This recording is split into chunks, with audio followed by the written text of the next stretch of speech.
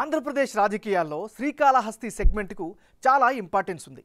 ఇక్కడ పురాతన శివాలయంలో వాయులింగం కొలువై ఉంది. పక్కనే స్వర్ణముఖి నది, పంచభూతలింగాల్లో ఒకటిగా ఉన్న వాయులింగం ఉన్న చారిత్రక దివ్య ప్రాంతం ఇది. ఈ ఆలయం దక్షిణ కైలాసంగా, రాహుకేతు క్షేత్రంగా ప్రాధాన్యత సంతరించుకుంది. తెలుగుదేశం పార్టీ ఆవిర్భావం తర్వాత ఈ నియోజకవర్గం టీడీపీ అడ్డాగా మారింది. బొజ్జల గోపాలకృష్ణారెడ్డి వరుస విజయాలను సాధించారు. గత ఎన్నికల్లో వైసీపీ నుంచి ఇక్కడ బియ్యపు మధుసూదన్ రెడ్డి పోటీ చేసి గెలిచారు. టీడీపీ నుంచి బొజ్జల సుధీర్ రెడ్డి పోటీ చేసి ఓడిపోయారు. ఈసారి టీడీపీ జనసేన పొత్తుతో సమరానికి సై అంటోంది. ఈసారి ఈ నియోజకవర్గ ఓటర్ నాడి ఎలా ఉందో తెలుసుకునే ముందు 2019 అసెంబ్లీ ఫలితాలను ఓసారి పరిశీలిద్దాం. 2019 ఎన్నికల్లో బియ్యపు మధుసూదన్ రెడ్డి వర్సెస్ బొజ్జల సుధీర్ రెడ్డి వీరిద్దరి మధ్యనే పోటీ జరిగింది. ఆ ఎన్నికల్లో వైసీపీకి ఏకంగా 56% ఓట్ షేర్ దక్కించుకుంది. తెలుగుదేశం పార్టీకి 36% ఓట్ షేర్ వచ్చింది. జనసేన పార్టీకి 3%, ఇతరులకు 5% ఓట్లు పోలయ్యాయి. అంటే 2019 అసెంబ్లీ ఎన్నికల్లో శ్రీకాళహస్తిలో వైసీపీకి 56% ఓట్లు లభించాయి. తెలుగుదేశం పార్టీకి 36% ఓట్లు పోలయ్యాయి. జనసేనకు కేవలం 3% మాత్రమే ఓట్లు లభించాయి. ఇతరులకు 5% ఓట్లను రాబట్టుకున్నారు. మరి ఈసారి ఎన్నికల్లో శ్రీకాళహస్తి సెగ్మెంట్లో రాజకీయం ఎలా ఉండబోతుందో big TV exclusive detailed election సర్వేలో వెల్లడైనటువంటి అభిప్రాయాలను ఇప్పుడు పరిశీలిద్దాం. అభ్యర్థుల వారీగా ఎవరి యొక్క బలం ఏంటి, బలహీనతలేంటో పరిశీలిద్దాం. ముందుగా అధికార పక్షమైనటువంటి వైఎస్ఆర్ కాంగ్రెస్ పార్టీకి సంబంధించినటువంటి నాయకుడు బియ్యపు మధుసూదన్ రెడ్డి. మరి బియ్యపు మధుసూదన్ రెడ్డికి ఈసారి ఎన్నికల్లో అనుకూలమైనటువంటి అంశాలేమిటి పరిశీలిద్దాం. నవరత్నాల స్కీములపై గెలుపు ఆశలను పెట్టుకున్నారు. ఎందుకంటే అన్ని వర్గాలకు కూడా నవరత్నాల స్కీములను అందిస్తున్నాం, వాళ్ళే మాకు ఓటేస్తారు అనేటటువంటి ఒక భరోసా అయితే కనిపిస్తోంది. మరోవైపు నియోజకవర్గ ప్రజలకు నిత్యం అందుబాటులో ఉండేటటువంటి నాయకుడిగా ఈయనైతే స్థానికంగా మంచి పేరునైతే సంపాదించుకున్నారు. ఇది ఖచ్చితంగా మరో అనుకూలమైనటువంటి అంశంగా చెప్పుకోవచ్చు. ముఖ్యంగా సాయం కోసం వచ్చినటువంటి వారికి ఆర్థిక సహాయాలు, అంటే ప్రభుత్వ తరపున అందుతున్నటువంటి కార్యక్రమాలతో పాటు ఆర్థిక సహాయాలను కూడా చేయడం ద్వారా ఈయన ప్రజల్లో మంచి ఫాలోయింగ్ని అయితే సంపాదించుకున్నాడు. ఇది ఈయనకి సంబంధించినటువంటి పాజిటివ్ ఫ్యాక్టర్స్. దీంతోపాటు క్యాడర్ సపోర్టు చాలా బలంగా ఈయన పట్ల కనిపిస్తుంది. ఇవన్నీ కూడా బియ్యపు మధుసూదన్ రెడ్డికి సంబంధించినటువంటి అనుకూలమైనటువంటి అంశాలు. మరి బియ్యపు మధుసూదన్ రెడ్డికి మైనస్ పాయింట్స్ ఏమిటి చూస్తే, గ్రామీణ ప్రాంతాల్లో రోడ్లన్నీ పూర్తిగా ధ్వంసమైపోయి. సో ఇవి ఆ పార్టీ ఈ పార్టీ అని కాకుండా ప్రతి ఒక్కరికి కూడా ఈ అంశంలో అసహనం అయితే కనిపిస్తోంది.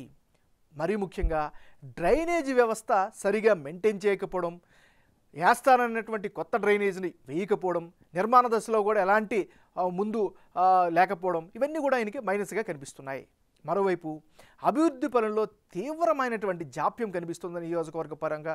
ఇది కూడా ఖచ్చితంగా నెగిటివ్ ఫ్యాక్టర్గా చెప్పుకోవచ్చు. మరీ ముఖ్యంగా ప్రజా సమస్యల పరిష్కారంలో చాలా జాప్యం చేస్తున్నారు, ఎవరు సరిగ్గా స్పందించట్లేదు అనేటువంటి ఒక అభిప్రాయం కూడా కనిపిస్తుంది. ఇవన్నీ కూడా ఈయనకి నెగిటివ్ ఫ్యాక్టర్స్గా చెప్పుకోవచ్చు. ఇవి ఈయనకి సంబంధించినటువంటి పాజిటివ్స్, నెగిటివ్స్. తెలుగుదేశం పార్టీకి చెందినటువంటి నాయకుడు బొజ్జల సుధీర్ రెడ్డి. సో బొజ్జల సుధీర్ రెడ్డికి అనుకూలమైనటువంటి అంశాలేమిటి? తండ్రి రాజకీయ వారసత్వం ఖచ్చితంగా కలిసి వచ్చే అవకాశం. ఎందుకంటే తెలుగుదేశం పార్టీ ఆవిర్భావం దగ్గర నుంచి నాటి ఎన్టీఆర్ నుంచి నేటి చంద్రబాబు వరకు, నేటి లోకేష్ వరకు కూడా తన తండ్రితో చాలా అనుబంధం కొనసాగుతుంది. ఆ నియోజకవర్గంలో విడదయ్యేటువంటి అనుబంధం ఏర్పడింది. ఖచ్చితంగా ఆ వారసత్వం ఈయనకి అడ్వాంటేజ్ అయ్యే అవకాశం కనిపిస్తుంది. మరోవైపు ప్రభుత్వ విధానాలపై అలుపెరిగిన పోరాటం చేస్తున్నారు, ప్రజాపక్షం వహిస్తున్నారు, ప్రజలకు అందుబాటులో ఉంటున్నారు. ఇవన్నీ కూడా ఖచ్చితంగా ఈయనకి అనుకూలమైనటువంటి అంశాలుగా చెప్పుకోవచ్చు. మరి బొజ్జల సుధీర్ రెడ్డికి ఉండేటటువంటి మైనస్ పాయింట్స్ ఏంటి? క్యాడర్ సమస్యలను సరిగా గమనించట్లేదు, వాళ్ళు సరిగా కూర్చొని మాట్లాడట్లేదు అనేటటువంటి ఒక అభిప్రాయం సొంత పార్టీలో వ్యక్తమవుతోంది. ఇది ఖచ్చితంగా మైనస్ అయ్యే అవకాశం ఉంది. నెక్స్ట్, కేసులు పెట్టి వేధిస్తుండడంతో చాలామంది పార్టీకి దూరంగా అంటి ముట్టనట్టుగా కనిపిస్తున్నారు. మరోవైపు గత ఏడాదిన్నర నుంచే ఆయన బలంగా యాక్టివ్గా తిరుగుతున్నారు, యాక్టివ్ అయ్యారు అనేటువంటి ఒక అభిప్రాయం కూడా కనిపిస్తోంది. ఇది ఈయనకి సంబంధించినటువంటి మైనస్. ఏదేమైనా ఇది ఈయనకి సంబంధించినటువంటి ప్లస్లు, మైనస్లు. జనసేన పార్టీకి చెందినటువంటి నాయకురాలు వినీత నాగారం. మరి వినీత నాగారంకి అనుకూలమైన అంశాలు ఏమిటి? శ్రీకాళహస్తి సెగ్మెంట్లో పార్టీ పరంగా క్రియాశీలకమైనటువంటి పాత్ర పోషిస్తున్నారు, చాలా యాక్టివ్గా ఉంటున్నారు. ఇది ఆమెకి ప్రధానమైనటువంటి అనుకూలమైనటువంటి అంశం. గత ఎన్నికల్లో ఓడిపోయినా అందరికీ అందుబాటులో ఉంటున్నారు, ప్రజా సమస్యలను అడ్రస్ చేస్తున్నారు, ముఖ్యంగా పార్టీ కార్యక్రమాలను చురుగ్గా చేస్తున్నారు. మరోవైపు ప్రజా సమస్యలపైన పరిష్కారంపై పట్టుదలగా ఉంటున్నారు, ప్రభుత్వ వ్యతిరేకంగా ఉండేటటువంటి ప్రతి అంశాన్ని కూడా బలంగా లేవనెత్తుతున్నారు. దాంతోపాటు జనసేన పార్టీకి సంబంధించినటువంటి క్యాడర్కి మద్దతంతా కూడా ఈమెకు బలంగా కనిపిస్తుంది. ఇవన్నీ కూడా ఈమెకు అనుకూలమైనటువంటి అంశాలు. మరి వినీత నాగారంకి ఉండేటటువంటి మైనస్ పాయింట్స్ ఏమిటి? టీడీపీతో పొత్తులో భాగంగా టిక్కెట్ వస్తుందా రాదా అనేటువంటి ఒక డైలమా అయితే కనిపిస్తుంది. ఇది ప్రధానమైనటువంటి మైనస్ పాయింట్గా చెప్పుకోవచ్చు. ఇది వినీతకి సంబంధించినటువంటి ప్లస్లు మైనస్లు. రానున్న ఎన్నికల్లో శ్రీకాళహస్తి నియోజకవర్గంలో ఎవరెవరు బరిలో ఉంటే ఫలితాలు ఏ విధంగా వచ్చే అవకాశం ఉందో పరిశీలిద్దాం. ముందుగా బియ్యపు మధుసూదన్ రెడ్డి వైసీపీ తరపు నుంచి, బొజ్జల సుధీర్ రెడ్డి తెలుగుదేశం పార్టీ తరపు నుంచి వీళ్ళిద్దరూ నేరుగా బరిలోకి దిగినట్లయితే ఆ సమయంలో వైఎస్ఆర్ కాంగ్రెస్ పార్టీకి అనుకూలంగా 47%, తెలుగుదేశం పార్టీకి అనుకూలంగా 46%, ఇతరులకు 7% ఓట్లు దక్కే ఛాన్సెస్ కనిపిస్తున్నాయి. అంటే ఇప్పటికిప్పుడు ఎన్నికలు గనక జరిగితే శ్రీకాళహస్తిలో వైసీపీకి విజయావకాశాలు ఎక్కువగా ఉన్నట్లు బిగ్ టీవీ సర్వేలో వెల్లడైంది. వైసీపీకి 47% ఓట్లు, తెలుగుదేశం పార్టీకి 46% ఓట్లు, ఇతరులకు 7% ఓట్లు వచ్చే అవకాశాలు కనిపిస్తున్నాయి.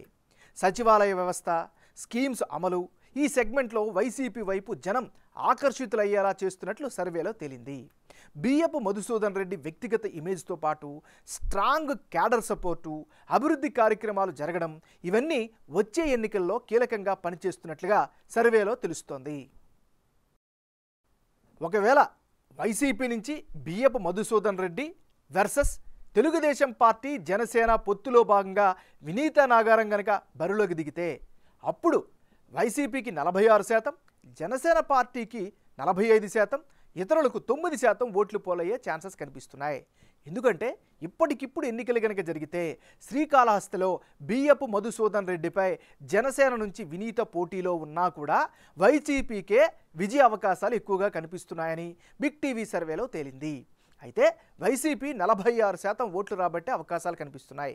జనసేన తెలుగుదేశం పార్టీ ఉమ్మడి అభ్యర్థి వినీతకు 45% ఓట్ షేర్ రావడానికి ఆమె గ్రౌండ్లో యాక్టివ్గా ఉండడమే కారణంగా తెలుస్తోంది. ఒకవేళ పక్కనే ఉండే తిరుపతి సెగ్మెంట్ నుంచి జనసేన అధినేత పవన్ కళ్యాణ్ పోటీ చేస్తే ఆ ప్రభావం శ్రీకాళహస్తి సెగ్మెంట్లో జనసేనకు మరింత ప్లస్ అవుతుందన్న అంచనాలు కూడా కనిపిస్తున్నాయి.